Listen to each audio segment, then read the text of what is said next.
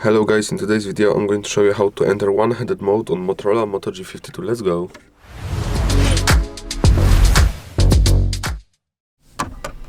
Okay guys, all you need to do is go to settings, then we scroll down a little bit, hit gestures, then one-handed mode. Here, you then click here. You click got it, and how it works. For example, I have a phone in one hand like this, yes? So I can't click here, it's not convenient. So I just click here, and as you can see, the screen comes down for me. For example here, oh, I can't reach photos.